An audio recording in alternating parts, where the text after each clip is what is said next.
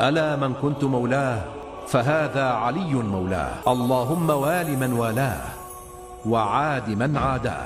Assalamu alaikum, je m'appelle Isabelle Prel, je suis convertie à l'islam chiite depuis à peu près 32 ans. J'ai choisi comme prénom qui m'inspire dans mon parcours spirituel Soumeya. Je suis femme, épouse, mère de 4 enfants, grand-mère de 2 enfants. Et au-delà de cela, donc depuis pas mal d'années, j'ai décidé, suite à différentes injustices vécues dans la société ici en Belgique, d'être active sur différents dossiers liés aux droits des femmes musulmanes, aux droits des citoyens musulmans. Donc je défends le droit de porter le foulard pour les femmes. J'ai été vice-présidente dans le Conseil des musulmans de Belgique pour que les musulmans aient les mêmes droits que les autres religions à être reconnus et à pouvoir être visibles dans la sphère publique. Je suis active sur différentes causes liées à l'injustice et l'oppression israélienne, à celle de l'Arabie saoudite, avec toutes les conséquences qu'on connaît en Syrie, au Yémen et autres. Et je suis fort impliquée aussi dans tout ce qui est dialogue interreligieux, rencontres, pour lutter contre les préjugés et permettre de défendre le vivre ensemble entre les différentes cultures et croyances. Puis-je connaître votre point de vue sur l'islam avant votre conversion ? Avant ma conversion, comme beaucoup de personnes, j'avais énormément de préjugés puisque les images qu'on véhicule au sujet de l'islam enferment souvent les musulmans dans une posture barbare liée à la période des croisades. Et donc, je souffrais également donc, de cette diabolisation des musulmans avant d'être musulmane. D'accord. Et puis-je connaître l'histoire de votre conversion ? Comment s'est-il passé ? Donc, il faut savoir que je suis issue d'une famille de tradition ou de culture chrétienne. Alors, je dis tradition, culture parce que bon, il y a une forme d'héritage qui est transmis de parents aux enfants. Toute ma famille a été éduquée dans les principes du christianisme. Mais d'un côté, mes parents ont clairement pris conscience de la manipulation de la religion pour asseoir le pouvoir des hommes. Et donc, ils ont perdu confiance dans les institutions chrétiennes. Et donc, j'ai grandi avec cette remise en question. Et de l'autre côté, j'ai ma grand-mère qui s'est beaucoup occupée de mon éducation, mais qui était une fervente croyante, qui allait toutes les semaines aller à la messe, qui partait en retraite dans des couvents et faire des visites à Lisieux, à Lourdes, qui sont des lieux saints pour les chrétiens ici en Belgique et en France surtout. Et donc je l'ai accompagnée dans pas mal de situations.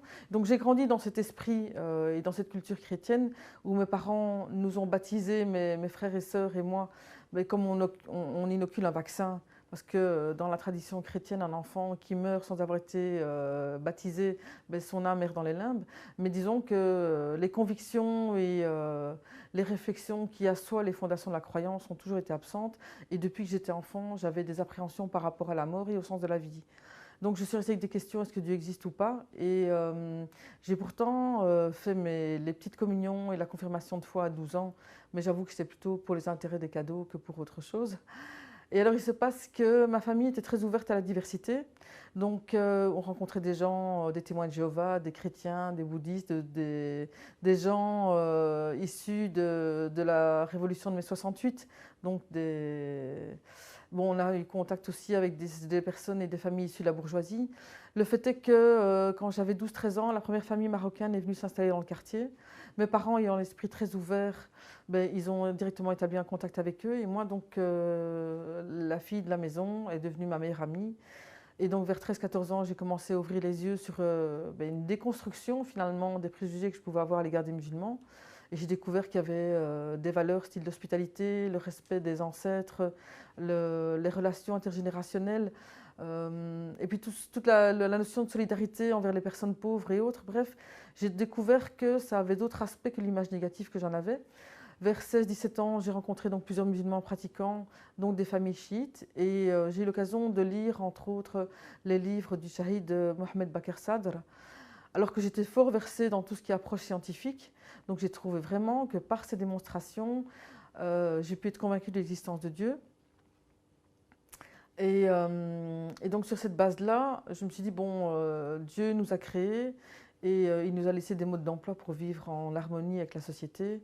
Donc je me suis dit, pour moi, les livres qui existent me renvoient à la religion juive, chrétienne et musulmane. Donc j'ai fait une analyse comparative entre les trois. Le judaïsme, j'ai trouvé qu'il y avait le principe de l'élitisme auquel je n'adhérais pas du tout et qui pour moi générait un sentiment d'injustice.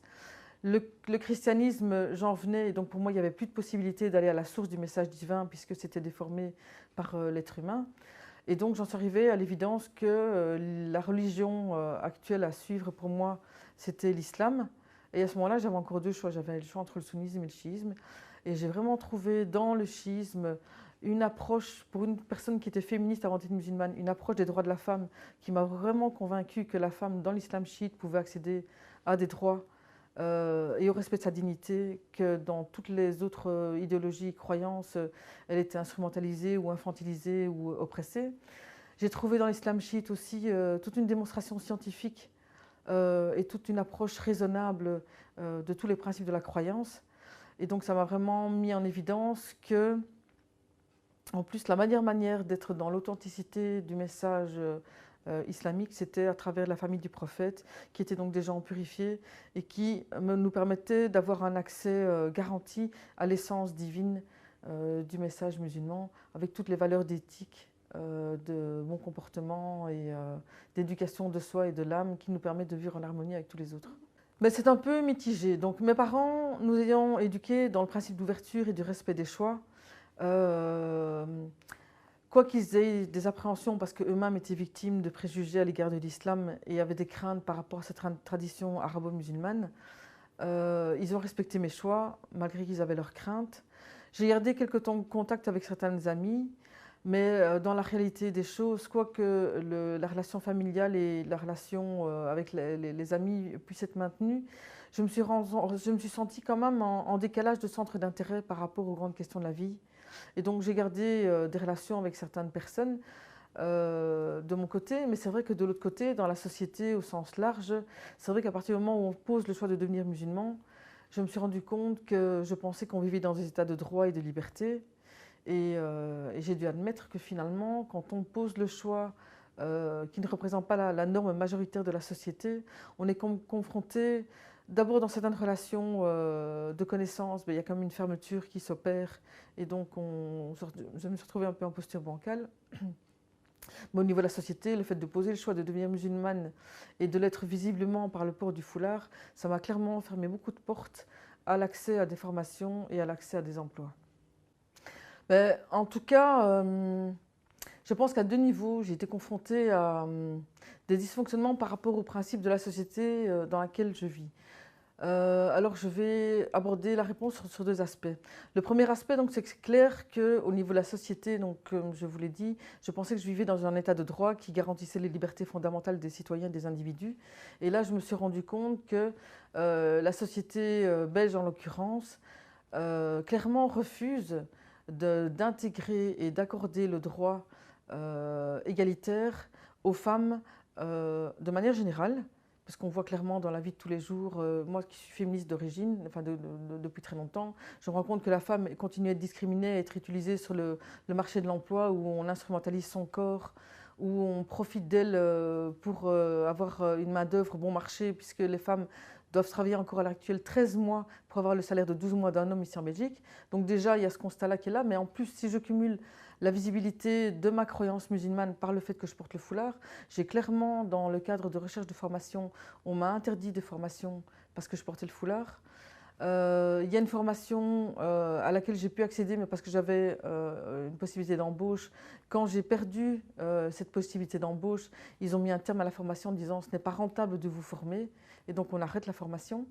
Quand j'ai cherché des emplois, régulièrement, les réponses que j'ai eues, vous avez toutes les compétences nécessaires, mais les usagers ne pourront pas s'identifier à ce que vous êtes et à ce que vous affichez, puisqu'on estime qu'on porte un foulard, enfin comme un drapeau ici, ou comme une idéologie politique qu'on revendique. Et donc, clairement, au niveau de la recherche d'emploi, j'ai été confrontée à des refus de boulot aussi, parce que j'avais le foulard. Alors, je disais que je mets ça sur deux niveaux, parce que je me suis rendu compte aussi que quand je suis devenue musulmane, j'ai trouvé que l'islam m'accordait des droits fondamentaux qu'aucune institution ou qu'aucune structure d'État ne me permet d'investir de la sorte. Donc en islam, j'ai le droit de travailler ou de ne pas travailler si je veux. Si j'allaite mes enfants ou si je m'occupe d'eux à la maison ou si je décide par exemple d'être une mère au foyer, ben, j'ai droit à une rémunération. Si y a un héritage dans la famille, ben, l'homme, toute la partie qu'il aura, il va devoir l'investir dans la famille, tandis que moi, si je touche quelque chose par un héritage ou si j'ai un boulot que je suis payée, je peux tout garder pour moi. Plus à travers les modèles de Fatem Zahra, de Zeynep, que la paix soit sur elle, j'ai vraiment vu des modèles de femmes impliquées dans la société, qui prennent des discours politiques devant des assemblées masculines, donc vraiment des postures de femmes révolutionnaires qui prennent position pour défendre le droit contre l'injustice. Et ce sont des modèles qui m'ont vraiment inspirée. Mais je me suis rendu compte aussi que dans la société musulmane, c'est un idéal, c'est une théorie qui est là et que Dieu a mis en évidence et que la famille du prophète, que la paix soit sur eux, nous ont clairement démontré. Mais dans la réalité, les us et coutumes, les pratiques machistes prédominent même dans la société musulmane.